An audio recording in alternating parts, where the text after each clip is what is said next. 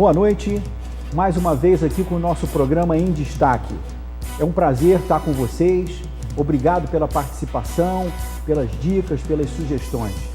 E nós estamos recebendo hoje no nosso programa um engenheiro, doutorando na UFOP, que é a Universidade Federal do Rio de Janeiro, e também da Fundação Getúlio Vargas, o Dr. Lauro Nobre. Lauro, boa noite, é um prazer tê-lo aqui conosco. Boa noite, Renato, é um prazer estar aqui discutindo o tema mobilidade urbana com vocês. Pois é, o Lauro falou sobre mobilidade urbana. Nós estamos aqui então para bater um papo sobre todas essas situações que nós temos vivido hoje na cidade do Rio de Janeiro, da dificuldade de locomoção que as pessoas têm. E a gente então vamos fazer um projeto aqui junto com o Dr. Lauro. Vamos pensar com ele, vamos refletir com ele. E para isso, Dr. Lauro, eu gostaria de saber a sua opinião sobre a questão da construção de uma cidade. Como é que se faz essa construção da cidade? Vamos fazer um pequeno histórico aqui, que eu acho que é interessante para nós entendermos o produto mobilidade. Renato, eu acho que essa é um belo início para a nossa conversa, é uma pergunta muito pertinente. Então eu vou fazer um histórico para que a gente consiga ter um raciocínio mais facilitado para a gente chegar nos problemas que a gente está vivendo hoje em mobilidade urbana. A ONU tem um estudo muito interessante em que ela mostra que em 1970, 80% da população mundial viviam em áreas rurais e 20% em áreas urbanas. Essa linha foi mudando ao longo do tempo e em 2010 a população urbana já passou a ser maioria da população mundial. Mais de metade da população do mundo começou a viver, já vivia em áreas urbanas. E a projeção é que em 2030, 60% da população do mundo viva em áreas urbanas. Ou seja, isso você está falando em termos mundiais. Mundiais, é uma pesquisa da ONU global. Ou seja, há uma maior importância para a área urbana e uma migração. E essa migração se dá de diferentes formas. Por exemplo, nos países desenvolvidos, esse crescimento é muito pequeno ou quase estagnação. E nos países em desenvolvimento é um crescimento desenfreado. Então, para você ter um exemplo, de 2000 a 2030, existe uma expectativa que na África e na Ásia a população urbana dobre. E isso, normalmente, nessas cidades, é um crescimento desordenado. E a expectativa é que em 2030, 80% da população urbana do mundo viva em cidades de países em desenvolvimento, ou seja, que são cidades que normalmente crescem sem um planejamento, sem um ordenamento da cidade. Então, esse é o grande desafio. Então, a gente tem uma maior importância, porque grande parte da população mundial passa a viver em áreas urbanas, ou seja, em conurbações em cidades.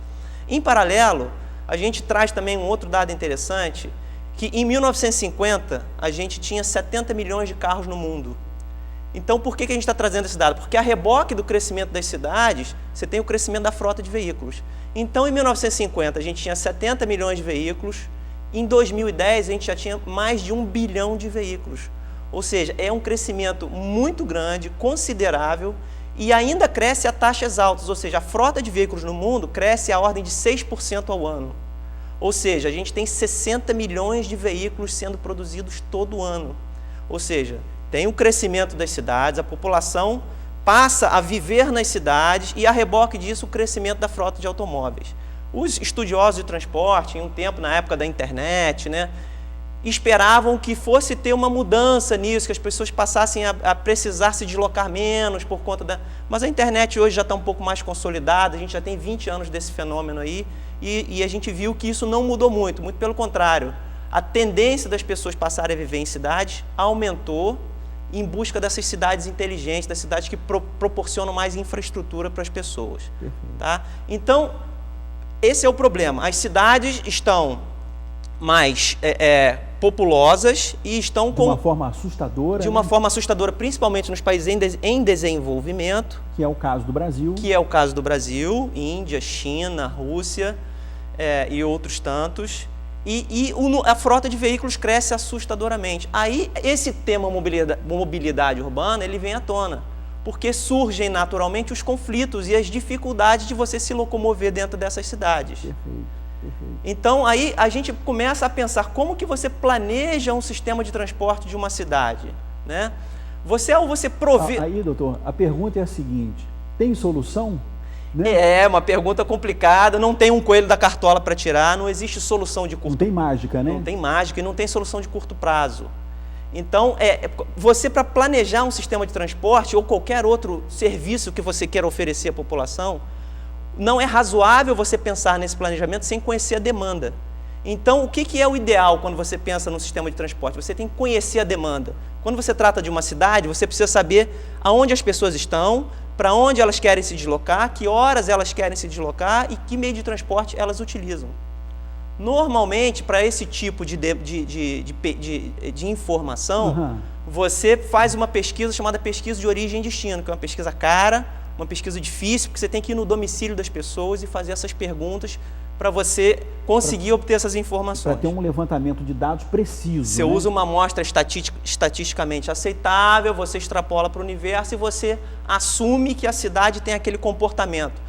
Então, essa pesquisa ela é modelada num sistema de planejamento de transporte muito consagrado, que é o modelo de 4 etapas, onde você mapeia a geração de viagens, você divide a cidade por áreas, mapeia a geração de viagens, a distribuição dessas viagens para todos os pontos da cidade, a divisão modal, ou seja, que meio de transporte o cara vai escolher, se ele quer de ônibus, de trem, de metrô, a pé, de táxi, e a alocação no tráfego, como que isso vai se ordenar no tráfego da cidade. Ter influência nesse sistema. Nesse sistema. E aí, quando a gente fala em sistema de transporte, a gente nunca pensa numa cidade, né? A gente pensa sempre numa região. Então, o sistema de transporte do Rio de Janeiro, por exemplo, ele precisa ser pensado em nível metropolitano, assim como todas as regiões metropolitanas, entendeu? Então, a gente, de posse dessa pesquisa, e aliás, diga-se de passagem, poucas cidades, nem todas as cidades têm essa pesquisa, a pesquisa é muito importante, ou seja, é como o brasileiro, é como se a gente não tivesse muito a cultura do planejamento. A gente acaba... Como que você vai planejar uma linha de ônibus se você não sabe para onde as pessoas querem se deslocar? O ideal é que você conheça a demanda e aí, de posse do conhecimento da demanda, você vai proporcionar uma estrutura de serviços adequada àquela necessidade. Por quê? Porque o transporte também, ele não é uma demanda com fim em si mesmo. Ninguém pega um ônibus por pegar. Ele é derivado das demais atividades socioeconômicas, culturais. A pessoa tem um programa para fazer, ela vai precisar ter uma demanda por deslocamento. Então, dessa forma, você mapeia o sistema de transporte. E quando ele não é mapeado, quando você prover serviços sem conhecer a sua demanda, o sistema perde eficiência, o serviço perde em qualidade e você encarece tarifa. Então, vamos imaginar que existe esse planejamento, você conheça a sua demanda, você tem agora uma rede de necessidades. Então, você vai planejar a sua oferta de transporte, você vai criar um corredor estruturante, você vai criar as linhas de ônibus, ok. Mas se a gente for pensar em um nível mais avançado, ou seja, você tem uma demanda por transporte, poxa, eu tenho um grande desafio aqui de prover solução para isso. Essa solução pode ficar mais fácil na medida em que essa demanda por transporte, ou seja, na medida em que o ordenamento urbano, aí fazendo referência à sua pergunta inicial, ele pode ser planejado. Você deixa de ser sujeito ativo, passivo, né? Você, ente público, governo, de uma necessidade de se deslocar, você vê uma demanda ali do planejamento que você fez, e nesse passo mais avançado do planejamento, você vai induzir a sua demanda. Você não vai virar refém de um quadro que você mapeou. Você vai induzir o quadro. Ou seja, eu vou planejar e eu vou projetar para onde eu quero que a minha cidade cresça, para onde que eu quero que a minha cidade se desenvolva. Mas como que é possível fazer isso? Através de políticas públicas, de habitação, de saneamento, de uso e ocupação do solo. Você pode criar zonas industriais em determinada área, criar áreas residenciais em determinada área de forma ordenada para que você induza as necessidades por transporte para aquela região, para aquela localidade. E isso lá na frente vai facilitar muito, porque a necessidade por transporte ela vai se dar de uma forma planejada. E aí, mais no passado, existiam os especialistas em transporte, tinha uma máxima de que a solução, ou seja, era mais fácil você contribuir para o espalhamento da cidade. Você não adensava muito, isso facilitava as soluções em transporte. Hoje já tem muitos especialistas que pensam diferente, inclusive saiu recentemente um estudo da CNI, Então, Lauro, desculpe interrompê-lo, está muito interessante a sua palestra, a sua análise sobre isso. Mas esse estudo é um estudo importantíssimo que nós queremos ouvir com muita calma. Perfeito. Então nós vamos fazer um breve intervalo, já retornamos com esse assunto. Aguarde um instantinho, nós já retornamos com o Dr. Lauro Nobre, que vai estar falando conosco mais um pouquinho sobre mobilidade urbana, assunto do seu interesse. Aguarde que nós já retornamos.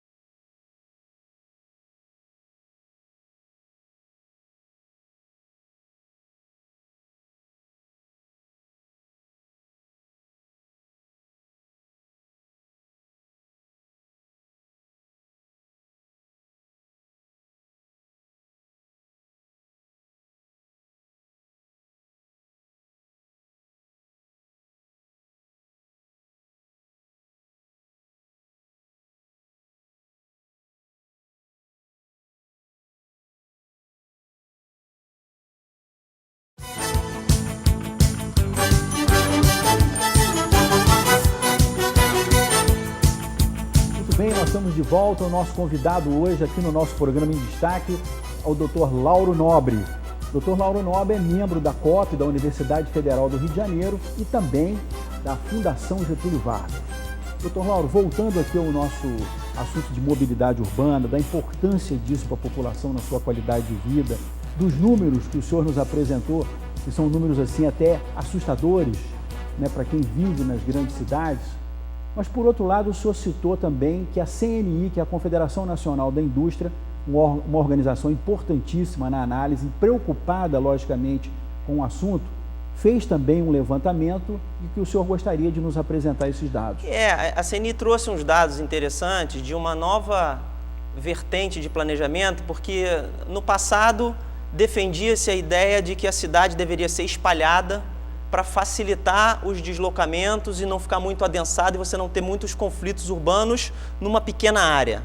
Hoje, muitos especialistas já defendem a ideia de que onde você, em locais, ou seja, em cidades, em regiões onde há infraestrutura de transporte, você deve concentrar essa população, que seria mais fácil esse desafio de prover solução para as necessidades de deslocamento, contando até também com os deslocamentos a pé, que muitos dos deslocamentos poderiam ser feitos sem utilizar transporte motorizado, enfim. Então a CNI fez esse estudo, um estudo bastante interessante, e até assim, a CNI, a Confederação Nacional da Indústria, investindo e preocupada em avaliar o tema mobilidade urbana, mostra o quanto esse tema hoje está em voga, está em discussão, justamente por conta dessas dificuldades em que as pessoas, eu, você, todos nós sentimos na pele aí nos nossos deslocamentos diários, né?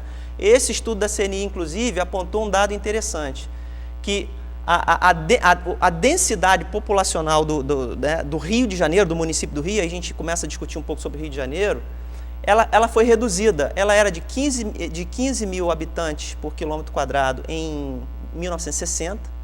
Em 2000, ela reduziu para 10 mil habitantes por quilômetro quadrado, justamente nessa política de espalhar. As pessoas vão mais para a Zona Oeste, vão mais para a Baixada. Novos bairros. Novos bairros, exatamente. Então, o Rio de Janeiro sofreu esse fenômeno de desadensamento populacional, ou seja, a cidade se espalhou mais. Uhum.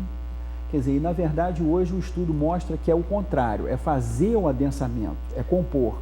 Até porque, como o senhor está muito bem colocando, a questão da mobilidade envolve tudo, né? Essa pesquisa do origem e destino é a vida da pessoa, é o seu deslocamento, seja para o seu trabalho ou seja para o seu lado social. Exatamente. Né? E isso envolve todo um processo. Às vezes o camarada se desloca do seu bairro para um outro, pega uma condução ou o seu próprio carro, e nesse deslocamento para adquirir algum produto que no seu bairro não tem. O fato de você adensar e, vamos dizer, crescer na vertical significa que você vai ter ali uma melhor infraestrutura também de atender esse público. Exatamente. O deslocamento diminui. Estou certo, meu raciocínio? Certíssimo. Inclusive, o estudo chega a essa conclusão, de você induzir o adensamento em locais onde existam infraestrutura. Tá? Aproveitando o potencial que aquela região, a micro-região tem. Porque aí você acaba reduzindo as necessidades de deslocamento muito longos, né? Você facilita provavelmente a solução da sua demanda por deslocamentos. Doutor Lauro, e o grande desafio é priorizar o transporte público? Não tenha dúvida, Renato. Essa já é uma...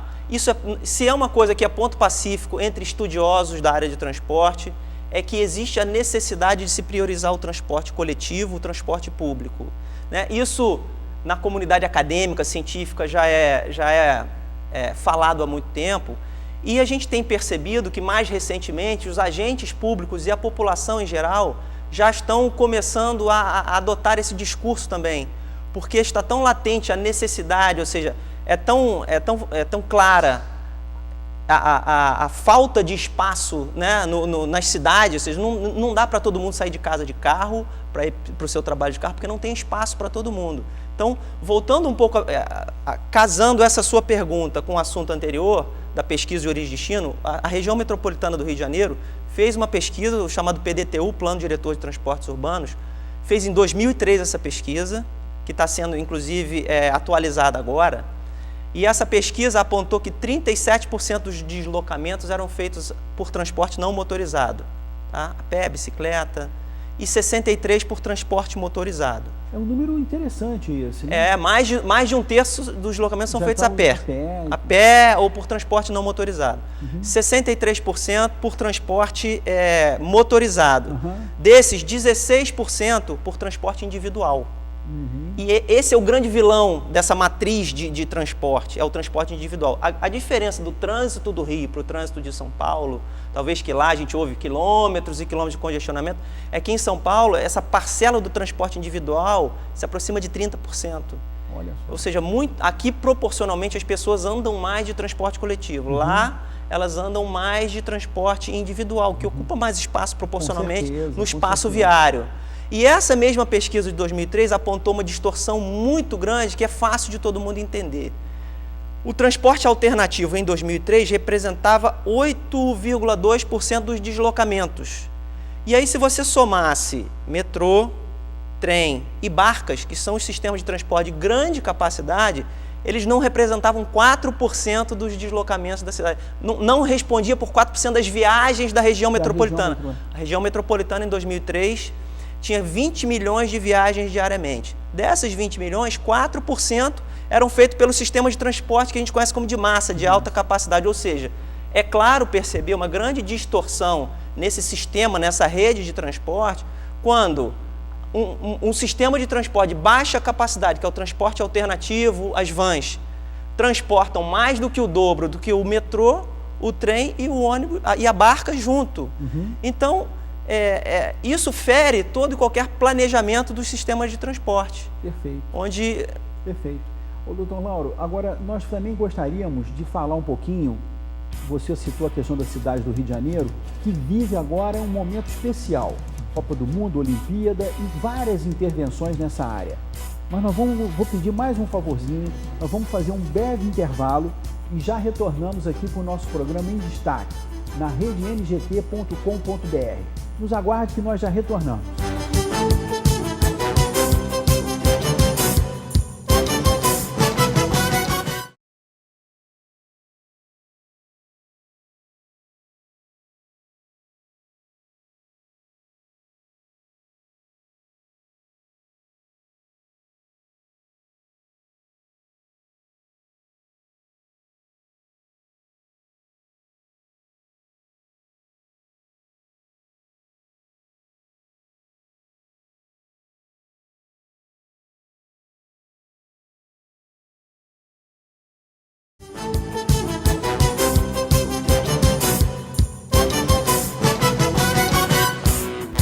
Estamos de volta com o nosso programa em destaque. É um prazer tê-lo aqui conosco, participando, sugerindo. Programa em destaque na rede ngT.com.br. E nós estamos hoje como nosso convidado especial o Dr. Lauro Nobre, engenheiro da COP, da Universidade Federal do Rio de Janeiro e também da Fundação Getúlio Vargas.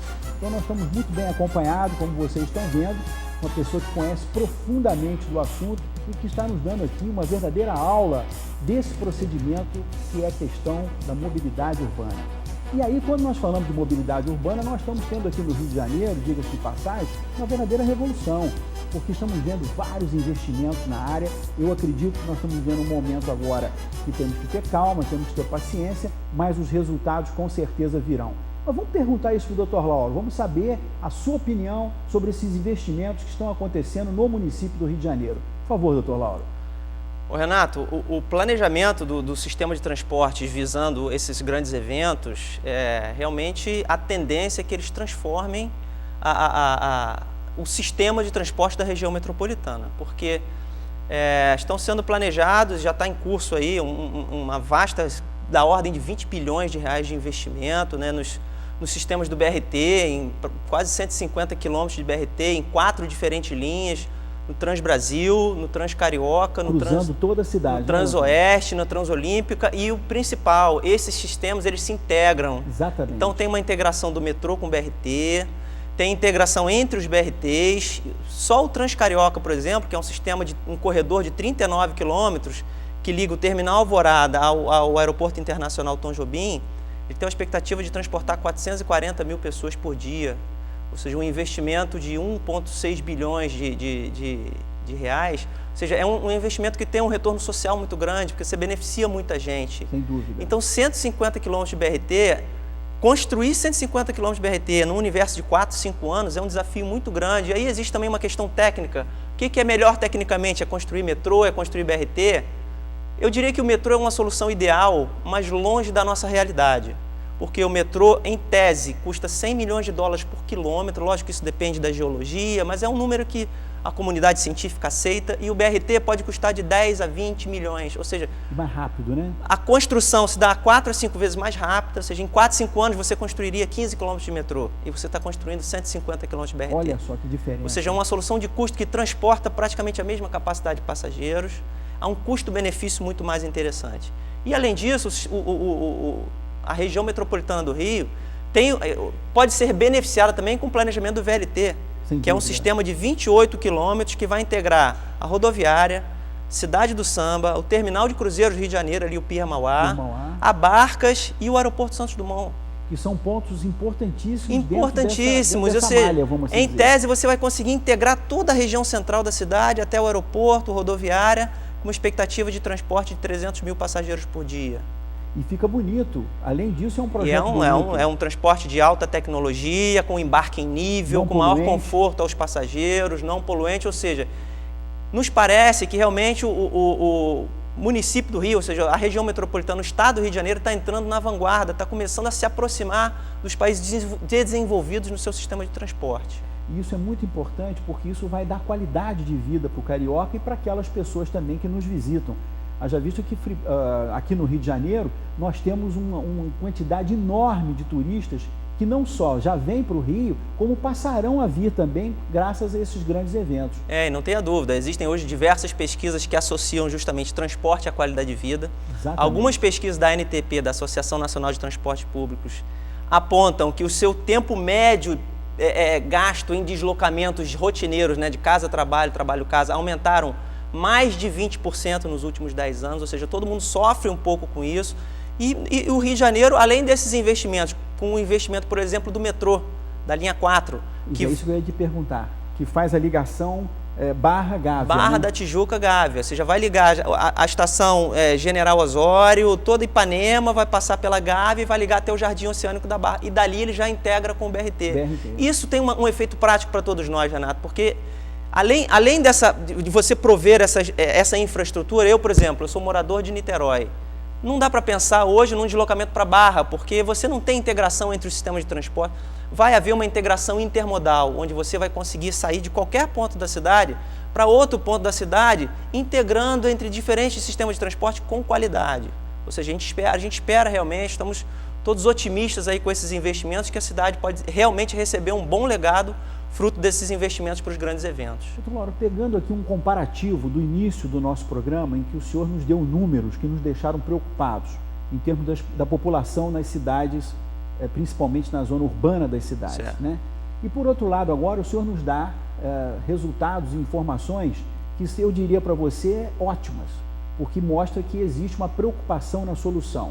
O senhor então está otimista, dado ao que nós iniciamos no programa e o que está acontecendo principalmente na cidade do Rio de Janeiro? Ela está encarando o assunto de frente? Acho que sim, essa é uma percepção inclusive da comunidade científica, né, que realmente é um sistema estruturante de transporte, e eu estou convencido, Renato, que essa é a única solução. Perfeito. Então, se eu trouxe um dado otimista, eu vou trazer mais um dado preocupante, que entre setembro de 2006 e setembro de 2013, são dados do Denatran que estão no site disponíveis, a frota de veículos de automóveis do Rio de Janeiro aumentou de 1.650.000 para 2.420.000 veículos. Isso significa um crescimento da ordem de 6,5% ao ano. Cresce menos do que o Brasil cresce a 11% ao ano, mas isso significa 300 carros a mais na rua por dia, 9.000 carros por mês, 110.000 carros por ano. Ou seja, você passou um ano, que não demora tanto, você tem 110.000 carros a mais na cidade do Rio de Janeiro. Se você não prover uma solução de transporte público eficiente, para que a pessoa, não tem problema ter o carro, comprar o carro, mas para que nos deslocamentos do dia a dia, deixe seu carro em casa e utilize sistemas de transporte público, o ganho vai ser ambiental, social, para todos, vai ser um ganho para a cidade. Sem dúvida, esse estímulo ao que o Dr. Lauro se referiu é fundamental. A valorização do transporte público, do transporte coletivo e, logicamente, não só em termos de ônibus, mas também, como você falou, de barcas, de metrô, né? E citou o BRT, e citou também outras situações aqui importantíssimas, mas por outro lado, que você que está nos assistindo tenha essa consciência, que você se prepare para isso. Você comprou seu carro, você vai comprar seu carro, tudo bem, é um direito seu. Agora, por outro lado, valorizar essa questão do transporte coletivo. Acho que essa, resumidamente, é a grande mensagem. Essa é a grande mensagem. E nós estamos vendo que existem investimentos, não só por parte do governo do estado, mas também por parte da Prefeitura da cidade do Rio de Janeiro. Doutor Lauro, eu ficaria aqui vários programas conversando, porque o assunto é muito interessante. Queria lhe convidar para retornar ao nosso programa assim que sua agenda permitir. Mas, infelizmente, nós temos que terminar porque o nosso tempo já está se esgotando. Muito obrigado por sua presença e volte sempre. Agradeço o convite, parabéns pela iniciativa, pelo programa. Estou à disposição a hora que precisar para discutir o tema mobilidade urbana. Muito obrigado. Muito obrigado a você que nos acompanhou mais uma vez e até amanhã com o nosso novo programa em destaque, aqui na redengT.com.br. Valeu, tchau, um abraço.